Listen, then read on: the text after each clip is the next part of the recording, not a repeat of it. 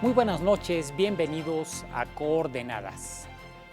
El tema del precio del petróleo se ha convertido quizás en el asunto número uno en la discusión económica en el mundo. El día de hoy el precio de la mezcla mexicana está en niveles que no se habían visto desde 2009. Hubo una caída de más de 5% en los petróleos de referencia, en el Brent, en el WTI, y pareciera que no encontramos piso.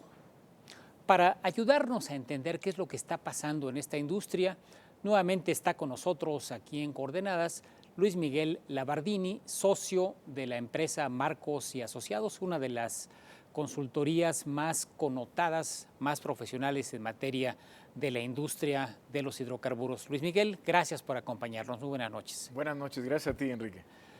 ¿Tenemos piso o no tenemos piso? Ya estamos viendo el petróleo en los 40. Hace algunas semanas que platicábamos estaba en los 60 y ya estaba muy abajo, ya había descendido más de 30% respecto a sus niveles más altos. Sí. ¿Hay piso, Luis Miguel? Pues estamos en un ambiente de gran volatilidad.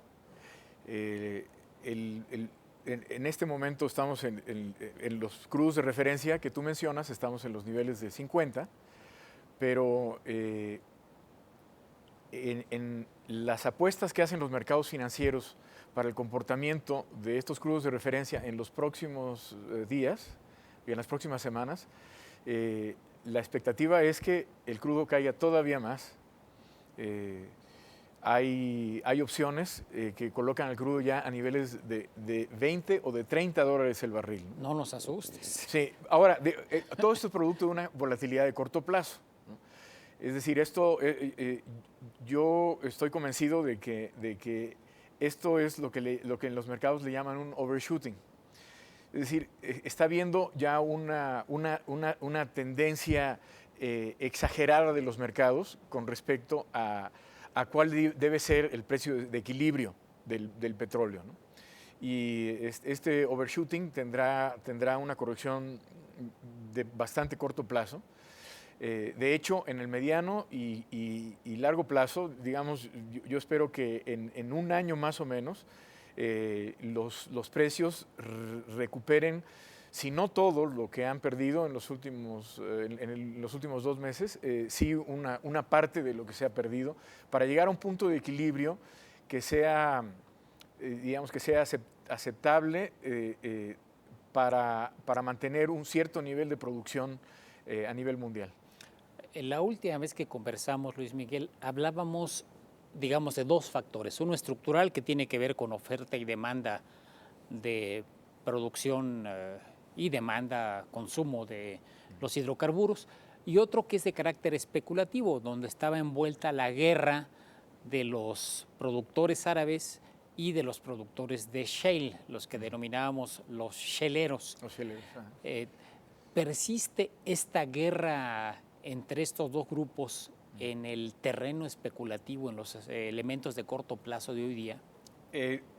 Sin duda, la guerra ya está teniendo sus bajas, ¿no? Existen regiones completas en los Estados Unidos en donde la producción está empezando a desacelerarse. La perforación se ha suspendido por completo. Estoy hablando de Bakken Shale, que está en Dakota del Norte, y en algunas áreas de Texas. Texas ha sido la región más golpeada. El Eagle Ford, que es el que está en frontera con México, ha parado casi por completo su perforación y por lo tanto está desacelerando su producción. Esto es importante porque en el caso del gas shale el petróleo shale o el petróleo de lutitas, la perforación tiene que mantenerse en un ritmo constante para poder mantener la producción. Los pozos generalmente tienen una producción máxima en el momento en que se terminan de perforar, pero después esa producción empieza a reducirse para llegar a un momento en donde ya la producción es bastante menor que la producción inicial. Entonces, la dinámica de la industria exige que se perforen pozos constantemente. En el momento en que se dejan perforar pozos, entonces en ese momento podemos ver a futuro que va a haber una reducción en la producción, y eso es lo que va a pasar en Estados Unidos, pero solamente en el mediano plazo. Lo que estamos viendo en el corto plazo es que está habiendo digamos, una tormenta perfecta, porque la producción no termina de desacelerarse y al mismo tiempo la demanda no termina de recuperarse, lo que está provocando esta caída tan significativa, ¿no? En el caso de México hay repercusiones diversas. Una repercusión, digamos, de corto, de mediano plazo, tiene que ver con los ingresos fiscales. Ahí Hacienda tuvo la visión de conseguir una cobertura que da un cierto nivel de protección en $76, Así es. que cuando se consiguió parecía baja y ahora se ve, pero allá en lo más alto, Sí. distante. Sin embargo, en términos de la generación de ingresos y la actividad productiva de Pemex, hay una baja. Sí. O sea, el valor agregado generado por la industria petrolera sí baja independientemente de esta cobertura. Así es. ¿Cuál percibes tú que va a ser el impacto más relevante para México como producto de esta tendencia que, más allá de estos fenómenos especulativos, se percibe como un largo plazo de precios que no van a estar en los niveles que conocimos, en los $90, $100 que tuvimos todavía a mediados del año pasado? Sí. En efecto, lo que tú mencionas es muy importante porque la cobertura es adquirida por el gobierno federal para garantizar un precio mínimo de barril con respecto a los ingresos del gobierno federal. Uh-huh. Es decir, los cálculos actuariales que se realizan para determinar el número de barriles que deben de cubrirse están relacionados con los recursos que planea ingresar el gobierno federal con base en un cierto nivel de precio. Pero los ingresos de Pemex no están cubiertos. Es decir, para el próximo año, los ingresos de Pemex van a experimentar una reducción conmensurable a la caída en el precio del barril en los mercados internacionales, y eso va a obligar a Pemex probablemente a aumentar sus niveles de deuda, que de por sí ya son muy altos. Es decir, en Pemex existe un problema financiero estructural que ha sido resuelto desde hace ya muchos años mediante la contratación de deuda. Y esto se va a ver acelerado durante el próximo año. Yo pienso que esa probablemente sea el impacto más significativo para nuestro país. Ahora, en el mediano plazo hay otro tema, que es el tema de la reforma energética. Hace algunas semanas salió el primer bloque de la ronda 1 de licitaciones en materia petrolera, y se eligieron los que algunos denominan joyas de la corona, es decir, los campos donde hay un nivel de rentabilidad más alto, porque no están en el área de shale ni en aguas profundas, sino más bien en aguas someras, en tierra, donde eventualmente es más barato producir cada barril de petróleo. ¿Piensas que más allá de este primer bloque va a haber impactos negativos en la reforma energética? Tienes mucha razón. En el caso de la primera fase de la ronda 1, que son 14 bloques en aguas someras, probablemente el interés de los operadores petroleros sea incluso mayor del que era antes, porque existen en el mundo todavía pocas provincias que pueden ofrecer una estructura de costos como la está ofreciendo este segmento de la ronda 1. Son 14 bloques en donde el promedio del costo por barril va a ser de $25. Uh-huh. Es decir, todavía a un precio de la mezcla mexicana de $41, todavía estamos hablando de un margen significativo, uh-huh, tanto para el operador como para el Estado a través de la renta económica.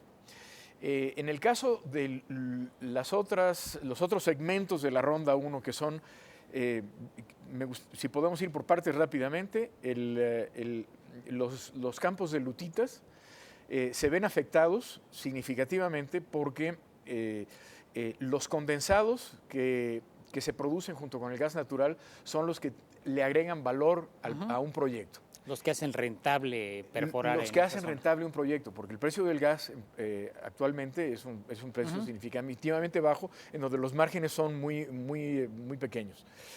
Aguas profundas, el costo también por barril es también significativamente más alto. Ahí va a haber un efecto. Estamos hablando también de campos maduros, en donde probablemente el efecto no sea tan significativo, y crudos pesados, donde probablemente también haya un efecto, porque el crudo pesado por naturaleza tiene un precio menor que los crudos de referencia, que son más ligeros. Entonces, digamos que sí hay un efecto para por lo menos la mitad de los bloques que se están licitando en este año. Sí lo hay, pero sin embargo, sí me gustaría decir que la perspectiva que las compañías petroleras tienen de los precios son de largo plazo y no toman tanto en cuenta la volatilidad en el corto plazo. Es decir, la mayor parte de las empresas petroleras para 2015 sí están reduciendo significativamente sus presupuestos de inversión, pero cuando existe una apertura de campos para licitación, como está sucediendo en el caso de México, las empresas toman una perspectiva de más largo plazo, ¿no? Sin embargo, todo esto son elementos que tienen que tomarse en cuenta en el momento de ofrecer estos bloques a licitación. Todavía tenemos elementos de incertidumbre dependiendo de la composición de las diferentes asignaciones. Digamos, ya tuvimos la primera licitación, faltan varias más de la ronda 1 para ver cuál es el impacto global en la reforma, o por lo menos en la ronda 1 de la reforma. Sin duda, este elemento de incertidumbre tiene como resultado que el costo de oportunidad para los operadores se haya elevado.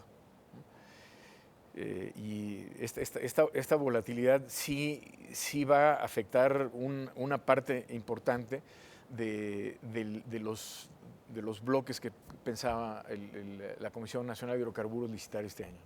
Luis Miguel, además de la industria petrolera, o sea, los productores de hidrocarburos, de petróleo crudo, de gas, este cambio en los precios afecta a otras industrias, afecta a la geopolítica mundial de manera importante, de modo que están generándose dinámicas diferentes. Por ejemplo, en el caso de la industria automotriz, la venta de coches que antes eran ya poco demandados por el mercado debido al precio de la gasolina. Ahora hemos visto que los coches de 8 cilindros, las camionetas, están empezando nuevamente a venderse de manera muy acelerada en Estados Unidos. Si nos permites, vamos a hacer una breve pausa y me gustaría que regresáramos para analizar las implicaciones que este precio del crudo o precio de los combustibles, incluyendo la gasolina, tiene para otros segmentos, países, industrias, en fin, algo más allá de la industria petrolera. Con mucho gusto, Enrique. Vamos a hacer una pausa y regresamos. Estamos platicando con Luis Miguel Labardini en torno a la circunstancia de la industria de hidrocarburos y sus implicaciones. Regresamos.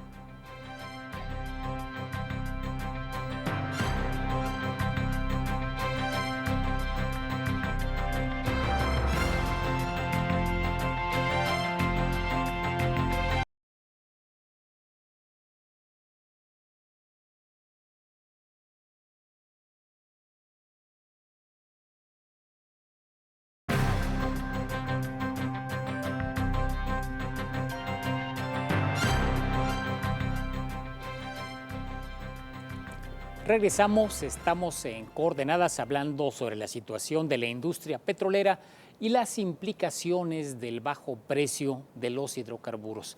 Y en el corte, Luis Miguel, hablábamos de la electricidad. Pareciera que el sector eléctrico es de los que no van a ser afectados, porque al contrario, en la medida que las nuevas centrales utilizan como combustible primario el gas natural, pareciera que un bajo precio de los hidrocarburos en general, el gas entre ellos, pues les beneficia.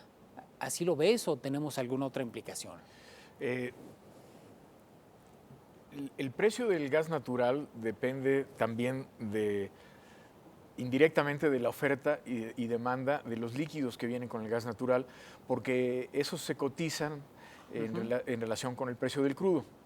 Estamos hablando del propano, del etano, del butano, de las naftas, y en el momento en que los proyectos en los Estados Unidos que no puedan seguir sosteniendo una producción de líquidos a los niveles de precio que estamos viendo en este momento, entonces probablemente la oferta de gas natural también se vea reducida, y la consecuencia sería un aumento en los niveles actuales en el precio del gas natural, ¿no?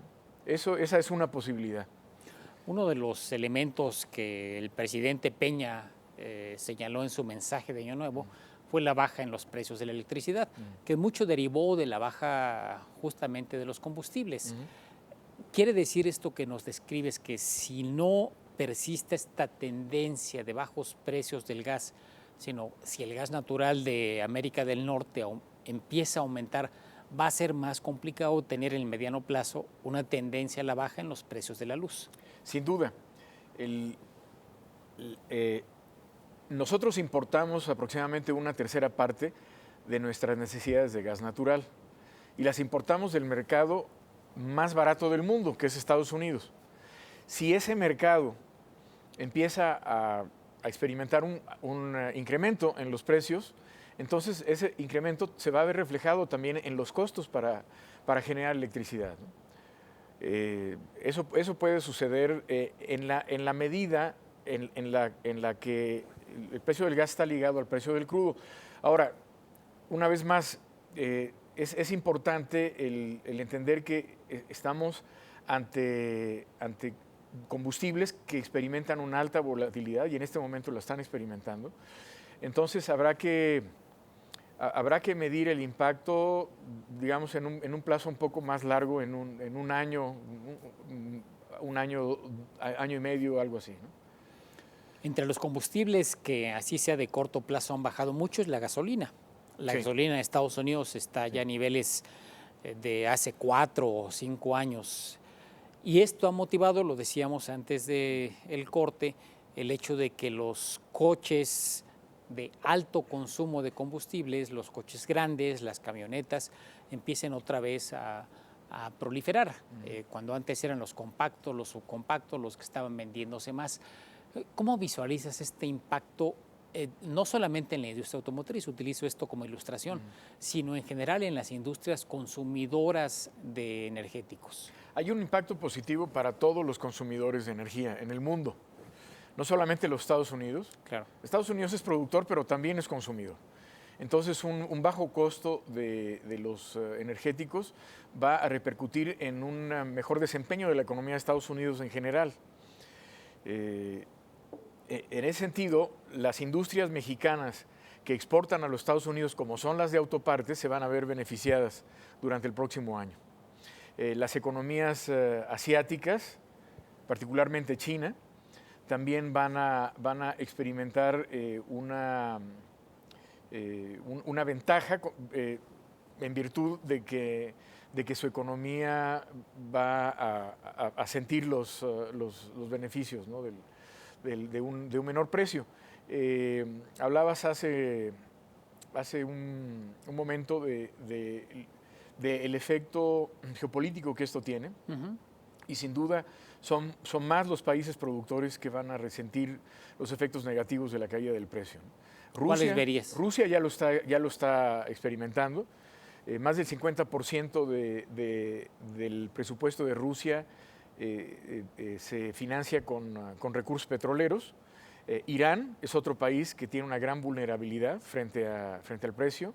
Irak, Venezuela particularmente. Venezuela ya está en un punto de inflexión en donde precisamente hoy estábamos leyendo que el presidente Maduro viaja a China para buscar ayuda, porque la situación de Venezuela es realmente muy grave. Entonces, digamos que habrá que esperar para ver cuáles son los efectos en estas economías de la caída en los precios. Además del tema geopolítico que mencionas, hay otro aspecto que hemos explorado poco, pero ahí está sobre la mesa, que es el tema ambiental. En los últimos años se trató de incentivar el uso de energías limpias, particularmente la energía del viento, la energía solar, la energía de la tierra, la geotermia. Esto probablemente saque de la competencia algunos de los proyectos que en materia de energías limpias estaban empezando a crecer. ¿Lo visualizas así, Luis Miguel? Desafortunadamente, con un precio de $100 el barril, había energías renovables que estaban empezando a ser competitivas, como la eólica que tú mencionas, como la energía solar. Y habrá que esperar cuál es el desempeño de estas industrias a partir de ahora, ¿no? Pero sí van a enfrentar un reto mucho mayor durante el tiempo en que los precios permanezcan por debajo de los $70, $80 por barril. Esto implica que proyectos o acuerdos internacionales como el Protocolo de Kioto, que había generado el mercado de los bonos de carbono, que era un mundo nuevo, digamos, en los últimos 6, 8 años se creó este mundo nuevo en el sector financiero, pues van a ver debilitada su potencialidad. Sí, desafortunadamente, cuando el precio del petróleo está a niveles como los que vemos ahora, el resultado es que el consumo aumenta, porque la rentabilidad de las industrias, de la industria de transporte y de las industrias manufactureras que utilizan esos combustibles, se ve mejorada si se utilizan combustibles no renovables. ¿Cuál es la perspectiva para México? Digamos, tiene dos caras, si me permites plantearlo de manera muy sencilla. La cara positiva es que un segmento muy amplio de la industria manufacturera se va a ver beneficiado. Ya lo hablábamos de la industria automotriz, pero hay otras más, autopartes, electrónica, que son altamente consumidoras de energía, y una energía barata va a permitir que haya más inversiones y más actividad en estos segmentos de la manufactura mexicana.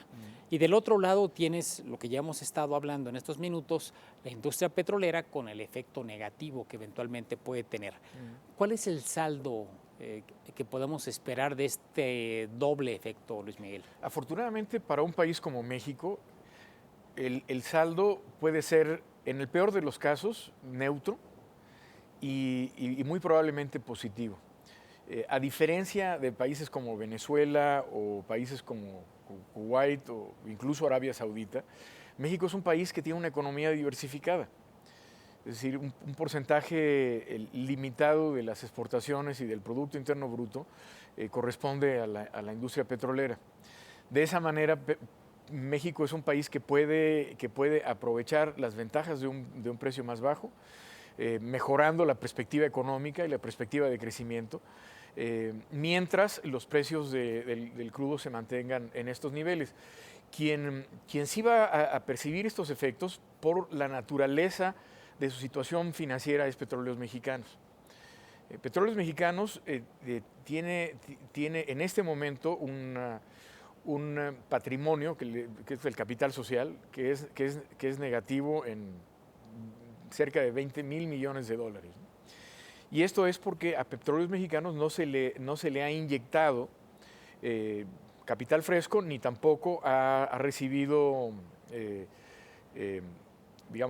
no ha podido retener utilidades desde que su creación en 1938. Entonces, yo creo que debemos aprovechar la dinámica de la reforma también para evaluar de qué manera Pemex se puede convertir en una empresa financieramente viable en el largo plazo. Ahí es donde yo creo que existe un riesgo significativo en el próximo año.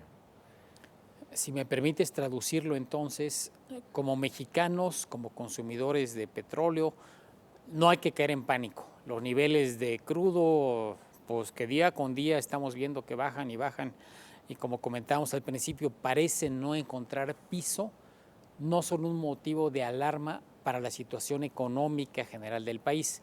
Sí hay una preocupación muy seria respecto a la viabilidad financiera y al éxito como corporación, como industria de petróleos mexicanos. ¿Así lo pudiéramos resumir? Sí, sin duda, sin duda. La ventaja de México es que México es un país diversificado económicamente. Afortunadamente existen, para el año 2015 por lo menos, existen coberturas que garantizan ingresos mínimos para el gobierno federal.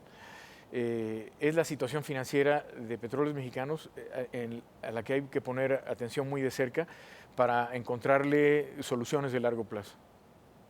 ¿Y qué debería hacer Pemex en esta circunstancia, Luis Miguel, finalmente?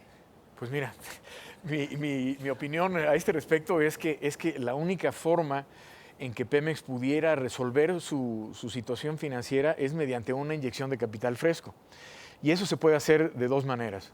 O el Estado hace aportaciones adicionales de capital o se hace una colocación primaria de acciones, pero eso requeriría una reforma adicional a la Constitución que no está contemplada en este momento, pero que eso le daría además la ventaja de un gobierno corporativo sano y fuerte, que es algo que tampoco tiene Pemex en este momento.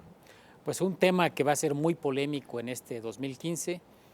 Ahí están las propuestas y vamos a ver si por lo menos llegan a la discusión en el ámbito que les toca, que sería el ámbito legislativo, por lo menos esta última parte, la de una reforma adicional. Luis Miguel, te agradezco mucho que nos ayudes a entender esta problemática industria con todas sus implicaciones. Gracias a ti, Enrique. Gracias por la invitación. Al contrario, Luis Miguel Abardini, socio de Marcos y Asociados. Y gracias a usted por su atención. Lo espero la próxima semana aquí en Coordenadas. Muy buenas noches. Siga en la programación de El Financiero Bloomberg.